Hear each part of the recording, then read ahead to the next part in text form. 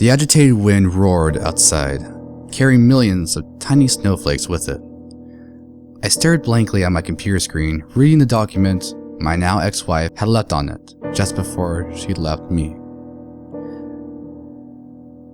Dear Blake, I'm sure this doesn't come as a surprise to you, considering I've been home less and less lately. But I can't think of a way I could say this face to face without you exploding on me. I'm done with this whole thing. I can't take the late nights and the yelling any longer. I've never met another couple that's argued as much as us, and I think it's time we started calling this what it really is. Abuse. I found someone else, Blake. Someone that will treat me the way I deserve, in addition to providing for me. I hope you make some changes in your life, or else you'll be alone for the rest of it. I'm sorry things couldn't have ended differently. I've started the paperwork, and I'll contact you soon about arranging a day to come sign it. Rachel. The words didn't hurt any less the 12th time I had read it that first night. Each moment I thought about it like a chain wrapped around my neck with a heavy weight at the bottom tugging and choking me. Warm tears silently streamed down my face as I closed the document once again, a nightly ritual I had performed since the night Rachel left me. I wasn't a bad person, was I? I thought. I had tons of friends at work, and even those I had kept in touch with from high school. Rachel and I were just a bad fit, I guess. Just as I went to open another document, my computer monitor went black, as well as the rest of the lights in my house. Shit, I muttered to myself. It must have been the storm outside.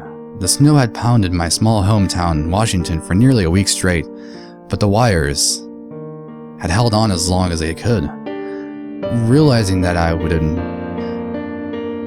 would be without electric heat, I donned my large brown Carhartt jacket and boots and proceeded outside to the woodpile. The icy wind instantly froze my contacts to my eyes and made my vision blurry. I had made this walk several hundred times, and even with the distortion in my vision, as well as the tendency of the snowstorm, I made my way over to the wheelbarrow and began to load it up with pieces of oak I had cut down during the past fall. After I had gathered all I needed, as well as some kindling to start a fire, I started wheeling the load back over to my front porch and stacked it neatly into a pile on my porch, so the snow wouldn't cover it. I went back inside and hung my coat back up, but suddenly I felt uneasy. I looked out my window, and what I saw surprised me. About 200 yards away stood a man wearing a heavy dark coat and a black backpack. It was hard to make out his face due to my inhibited vision, but through the trees, it was unmistakably a man. I opened my window and called out to him, "Hey, are you lost or something?" No response, other than the echoes I heard through the hills, was returned. I went over to my living room and grabbed my cell phone off the coffee table, just in case I needed to call a tow truck for the man, and made my way back to outside. To my surprise and confusion, he no longer stood there. Not only that, but after surveying the woods around my house, I couldn't find him anywhere. This was strange, as I lived relatively deep in the woods and didn't have any neighbors for miles. What would a man be doing walking around in the blizzard by himself? After locking the door with a deadbolt, I went back inside and started a much-needed fire. After giving a few painful thoughts to Rachel's memory, I lied down in my recliner and nodded off. I awoke the next morning around 7 a.m. to all the lights in the house turned on that I had left on the previous night. After making a round to ensure I wouldn't have a hefty electric bill, I cleaned up and put my EMT uniform on. The storm had died down to a few flurries here and there, although the sun was still very much hidden behind the dark gray clouds as I walked out to my truck. I made one last glance around my property for the man I was sure I had seen last night before getting to my old Dodge pickup. The familiar sound of the engine turn on made me realize I hadn't lost everything along with Rachel, and I hastily sped out of my driveway to the county EMS station, as I had spent a little too much time preparing for work that morning. In the garage that housed the ambulances stood my best friend Taylor. He walked up to me and gave me a comforting hug and a few pats on the back before speaking. He was fully aware of the situation with Rachel. "How are you doing, man? Did your power go out last night too?" he asked. "Yeah, I'm managing. It went out around 10. It didn't come back until morning," I replied. "Hopefully the storm won't last too much longer. I'm almost out of firewood." That day went on like any normal day at work. I remember hearing a story on the local news about a man named Roger Patterson who had gone missing a week ago. His family was willing to listen to any leads to his whereabouts. That moment, I thought of a man I had seen last night, staring at me, unmoving. I got really creeped out and tried not to think about it for the rest of the day. After coming home that day, I checked my cell phone and my eyes widened a little. A text from Rachel glowed on the glass screen. I quickly opened it, and what I read filled my heart with a warmth of hope. It said, "I need to talk to you, Blake. I think I made a mistake." This one little message almost erased what had been a week of depression and anxious thoughts. Things were going to be different now. I was going to make it up to her and show what a real husband was. The old Blake had died in this experience, and I emerged from his ashes as the man my wife always needed. I spent the rest of the day doing household chores with a permanent grin on my face. As night fell, I lied down on my bed underneath the thick blankets. The conversation I had with Rachel on the phone a few hours ago remained fresh in my head. We had decided to meet for lunch the next day and talk about the feelings we had about reconsidering things and to see if we could make our relationship work.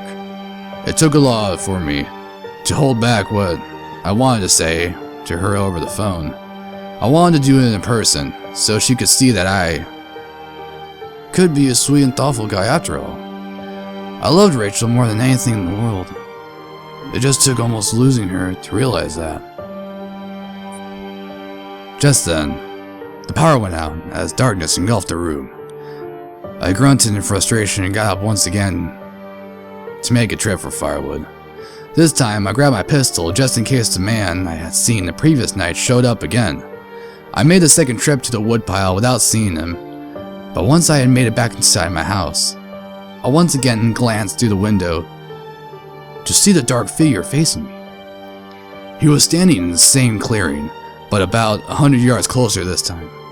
The white snow glowed blue in the moonlight, and the snowflakes danced along their shadowy counterparts. His face was more apparent to me this time, and a thick beard frosted with snow outlined his chin. A hood covered his eyes, and tattered, ripped clothes showed under his now open jacket. He stood motionless, silent, and focused on me. My hair stood on end as fear, combined with the chill of the storm, swept over me. I called out to him for the second time as I reached for my gun. "Listen, man, I don't know what you want, but I can promise you, if you keep doing this, I'm calling the cops." Some visible steam from my breath escaped as I scratched my chin hairs. The man stood motionless until I made a couple steps towards him. He then began awkwardly pacing away from my house into the tree line. There was something about his steps that was off, like his legs were made out of glass and he was afraid they would shatter under him. But a minute had passed. He had disappeared into the trees. I went back inside and proceeded to start another fire. It was easier this time, and the first one had not completely gone cold. I grew more and more concerned about this man. What if he broke into my shed and took expensive power tools? What if he broke into my house? I tried not to think about it, and started thinking about Rachel instead. Her fair skin and brown eyes complemented her complexion in a way that made me feel lost in her when things were good between us. I couldn't let her slip away. I won't let her slip away. I looked out my upstairs window for any sign of the bearded man in the woods. I saw nothing through the thick Arctic clouds of powdered snow that raced in front of me, almost tauntingly. I had trouble sleeping that night. Maybe it was just the anticipation about seeing Rachel, but I couldn't help but feel on edge. I tossed and turned before checking my cell phone again and reading the message Rachel had sent me. I think I made a mistake. The words resonated with me as I felt I had never made a bigger mistake in my life than treating her badly. My mind fixated on memories of being with her as I slipped into the unconscious world of sleep. The next morning behaved similar to the previous one. I woke up at 6:30 instead this time, so I would have enough time to check my shed for anything that bearded man might have stolen last night. Nothing was out of place. If the man was so interested in stalking me, why would he not have taken what he wanted when he had the chance? I wasn't going to chase after him in the blizzard. I spent the morning getting ready and making sure everything was valuable was locked up before heading to work. Taylor wasn't at the station that day. He had taken off for illness and asked for a coworker of ours named Catelyn to take over his shift. She was relatively good friends with Rachel, and we spent the morning in between calls talking about how things I should say to her and show her how I really feel. "I'm actually really proud of you, Blake," she said. "It looks like you've been trying to make a change. She'll see that. Don't worry about saying exactly what she wants to hear. If you just tell her how you feel, I'm sure she'll come around." "Thanks. I really appreciate it," I said. "It's all I've been able to think about the past couple days. I know she's the only woman for me." There weren't really many calls that day. Not many people were out doing things in fear of the storm. There were only a couple of minor car wrecks from people trying to drive their little town cars through the mountains. After work, I went to see Rachel. The anticipation could be cut with a knife at this point when our eyes met. She instantly ran up and hugged me in the cold air. With tears streaming down both of our faces, we kissed for a long time. "I miss you so much. I miss you so much," I said, almost choking through tears. I miss you too," she whimpered back. That moment was one of the best in my entire life. I felt like a piece of me had been restored and that I would never let it slip again. I never forgot that scene, surrounded by the street lamps already illuminated, even though it was only around 5:30. We talked for hours at the restaurant, and then agreed to spend the day together tomorrow. I couldn't wait. As we departed, I gave her one long kiss goodbye and told her to drive safe. She echoed the same back to me, and we both walked away into the night, feeling fulfilled. The drive home was filled with so many thoughts, good thoughts, and memories of Rachel, that I almost forgot about the man that was sure to show up tonight. I called Taylor and asked him if he wanted to come over and watch a movie or something, since we hadn't really seen each other outside from work in a while. That was the excuse I used anyway. I wanted another person around just in case the bearded man got brave. He obliged and said he would be over after he took his daughter to his grandmother's. I prepared a fire beforehand, just in case the power went out again, so I wouldn't have to trek out into the blizzard. Or look at the creep who decided his favorite pastime was fucking with guys trying to make an honest living. After a couple hours of social networking and web browsing, my computer screen went black again. "Of course," I said, almost as if I were talking to the man that was surely standing outside. I looked outside, and there he stood. This time, Things were different, though. He was much closer to my house this time, only about 10 yards away. His face shot up to meet me at the second-story window. I was terrified now. I looked down, unable to remove my gaze from his frozen body, as he started sprinting towards my front porch. I ran over and grabbed my gun from under my pillow, as I heard a large crack, and the sound of shattered glass downstairs. Fighting through every thought that told me to stop and hide upstairs, I silently crept down each step, making as little noise as possible. I felt a freezing breeze roll in from the window the man had just broken. It made me flinch and almost lose my composure. I've never been so fucking cold in my life, I thought as I took a deep, silent breath. Without a second thought, I whipped around the corner, brandishing the gun, but found an unexpected sight. The bearded man lay face down with half his body hanging over the windowsill. He was motionless, not even breathing, and I honestly couldn't decide whether to call the police or shoot the guy myself for the obvious home invasion he just committed. Look, I'm going to call the police, I said with a shaky voice. The wind chilling my bones was unbearable and made my movements stiff and slow. Just then, I gasped as the man's head fell off from his body and rolled over into the floor next to my foot.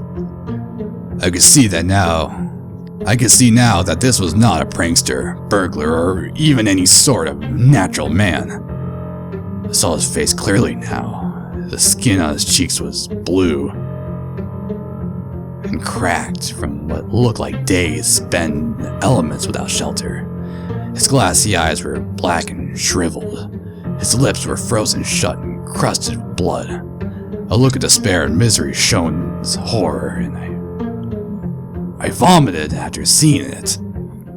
After I had composed myself, I saw a thick black tar-like substance start to pour out of the hole where the man's head once rested. It oozed out and onto the floor for several minutes before dripping to a stop. I backed away, not knowing what diseases or parasites this man carried. Looking down on it, I saw something else that chilled me more than the sub-zero temperature. I looked down to see two large eyes open in the pool of filth, as well as a large, tooth-filled mouth open. I screamed and ran upstairs. I slammed the door shut and frantically looked around for my cell phone. I cursed when I realized I'd left it downstairs, and without the power for the landline, there was no way I could reach the police. I stared at my door, with the gun pointed at it. I don't know what good it would do for a creature like this, but it was my only defense. I heard the thing make sloppy, wet steps up the stairs towards my room. I heard it lay against the door and stop moving.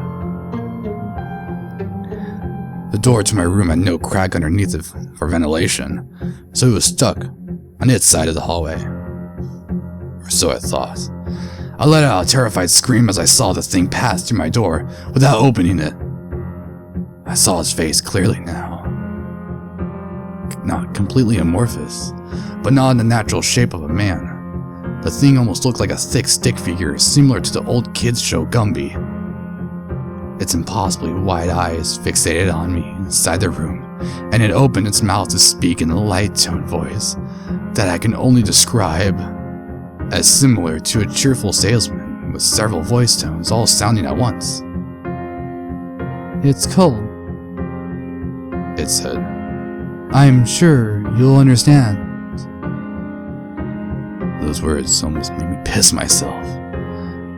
I watched as it slowly worked its way through the door before flopping out with a notable lack of grace in its movements.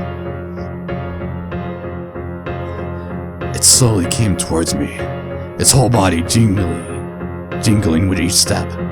Its indefinite shape trying to mimic that of a man was menacing. It spoke again. "It's so cold." It was going to do the same thing to me that it did to the poor bastard downstairs. It was going to evade my body to stay alive. That's why it was watching me. It was studying my actions, waiting for the right time to strike. I wondered how it came to be. Was it made in the lab? Was it a product of some satanic ritual? It was very close now, maybe only a few feet away. It lumbered toward me like a toddler trying to hug a teddy bear when an audible thump made it stop. Behind it, I saw the bedroom door open, and Taylor, who had just dropped his beer bottle in shock. He ran up to try to grab the thing before I could stop him. His hand went through his body like jello, and quickly slid in from around him, sticking his arms and appendages into his mouth, nostrils, ears, and everywhere else it could move his body into. He screamed and writhed in protest, but I just stood there, motionless. I couldn't believe what I just seen. I ran past the thing, and Taylor slammed the door shut behind me. I had to call the police. I had to get far away from that thing. I had to. I tripped down the stairs in my haste and smacked my head against the bottom step. I felt a warm stream of blood slide down my face. I looked at the top of the steps to see Taylor, his eyes now merely shriveled pits under the control of that thing. It walked downstairs awkwardly, but with more grace than its true form. I crawled towards my front door on my hands and knees. I couldn't let that thing have me. I managed to crawl over to my truck and get inside. Luckily, I had kept my keys in my pocket from work. I started the thing up just seconds after the thing had made it over to me and smashed my window with Taylor's hand. Thick, black, oozing blood dripped from the wounded hand as it reached for me. I slammed on the gas and sped away into the night. My heart didn't stop pounding until it was about an hour away from my house. I didn't even think to grab my cell phone before I left, so I stopped at a gas station to ask to use their phone to call the police. The gruff, middle-aged store clerk looked me up and down. I must have looked really shaken up, and he took pity on me. I called the Eckerd County Police Department, and the young-sounding female dispatcher picked up. I explained the incident as best as I could without it sounding like a prank and as calmly as I could. I asked if they could look for Taylor. The woman's response seemed puzzled. We got a call from the man named Taylor Matthews a little over an hour and a half ago. We already had officers at the scene, and they found the bodies of 2 people. I let the phone slip away from my face for a second as I attempted to lift my head up and keep from puking. Taylor was dead, and that thing was still out there. "Get everyone out of the house," I whispered. I hung up, paid for the $50 in gas, and roared back towards home. I couldn't let one more person become the victim of that thing. After about 20 minutes of driving, I heard the engine of my truck make a massive clank as it rolled into a stop. No! Shit! I said to myself as it came to rest on the side of the road. I got out and popped the hood to look inside. It was thick, gooey oil all over inside my engine. I cleaned it out the best I could and got back into the cabin of my truck. I punched the steering wheel several times out of anger and heard the horn echo through the woods. I had no idea what to do. I didn't have a cell phone to call for help, and I was at least 30 minutes from town. I opened the door and started to step out of the truck when I heard that voice again. The human timbre of a being that I don't understand. It's so cold, it said quietly. I looked back to see that thing's cheerful eyes, mouth staring at me with an enormous grin, its body resting, half-formed, sitting in the passenger seat of my truck. Its mouth oozed black liquid as it spoke. It grabbed me with its disgusting appendages. I'm sure you understand.